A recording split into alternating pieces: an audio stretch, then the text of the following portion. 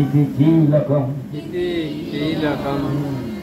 এখন দিলেন কবচটা। কিলক মানে চাবিটা, কবচটা যেটা দিলে সব রোগ সমস্ত দুঃখ কষ্ট মুক্ত হবে। সেই চাবিটা কি?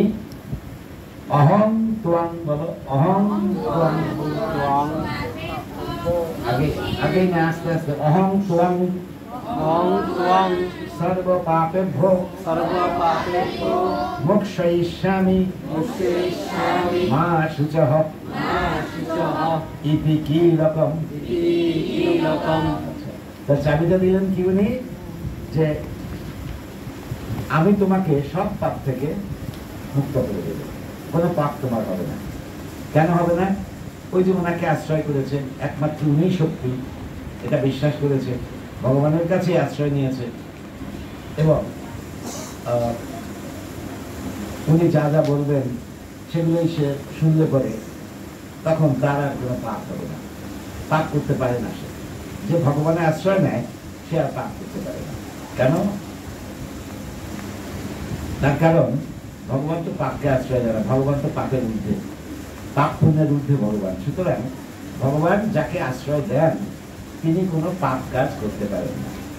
এখানে বলা হয়েছে সর্ব পাপের ভোগ, সব পাপ থেকে মুক্ত করি। ভগবানের এমন চরিত্র পাবে পরে সমস্ত পুণ্য থেকেও তিনি মুক্ত করেন। পাপ পুণ্য বলে কিছু নাই পৃথিবীতে। একমাত্র পরাভক্তি যদি থাকে ভগবানের, তাহলে পাপ আর পুণ্যের উপরে উঠে চলে যায়। আমার পাপ পুণ্য লাগে না, আমি স্বর্গে যেতে চাই না, নরকে তো নাই। পুণ্য করলে স্বর্গে যাওয়া যায়, তাই না? পুণ্য করলে স্বর্গে যাওয়া যায়। তো জানো তো সপ্ত দেবতারা পুণ্য করে স্বর্গে চলে গেছে সপ্তগুণ পেয়েছে। তারপরে কি করলো? তাদেরকে সব মহিষাসুর, শুম্ভ নিশুম্ভ সবাই তাড়িয়ে দিল স্বর্গ থেকে। স্বর্গ থেকে তাড়িয়ে দিল। এখন রাজ্য ভ্রষ্ট হয়ে তারা ঘুরতে লাগলো কোথায় আশ্রয়? কোনো আশ্রয় নাই। তখন ওই বিষ্ণুর কাছে গেলেন সবাই দেবতারা। সেখানে মহামায়ার কথা শুনলেন। সেই মহামায়া এসে তখন অসুরকে বধ করলেন। এই তো। তাহলে ওই সব পাপ থেকে আমি তোমাদের মুক্ত করব। তার অর্থ তোমরা কোনো পাপ করতেই পারবে না। পুণ্য যদিও করো, পুণ্যের ফল পাবে, কিন্তু পাপ করতে পারবে না। পাপের কোনো সম্ভাবনা নেই। অতএব আমি পাপ থেকে, যে কোনো পাপ, এই যে লোক হত্যা, গণহত্যা, অর্জুন যেটা ভয় পাচ্ছে যে কৌরব পক্ষের সমস্ত সৈনিক যদি মরে যায় মহাপাপ হবে। আমার আত্মীয় স্বজন, আমার গুরুদেব, আমার সারা সম্বন্ধী, আমার আচার্য গুরু, এদের যদি মেরে ফেলি আমার অনেক পাপ হবে। ভগবান বললেন না, আমি তোমাকে বলছি সব পাপ থেকে তোমাকে মুক্ত করব। এবং ভগবান এমন একটা অন্যায় কথা বললেন কি,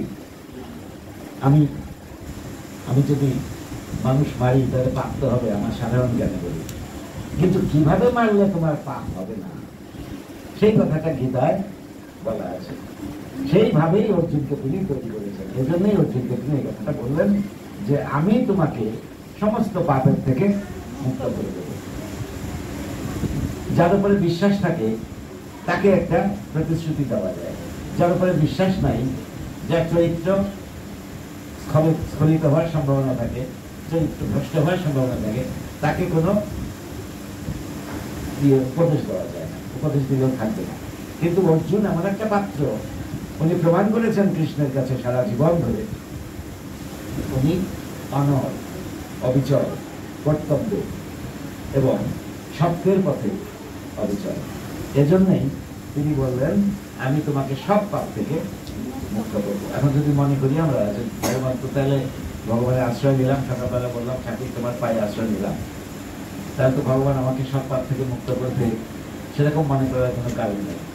আশ্রয়টা কিভাবে নিতে হবে সেটা গীতাতে বলা আছে, সেইভাবে আশ্রয়টা নিতে হবে।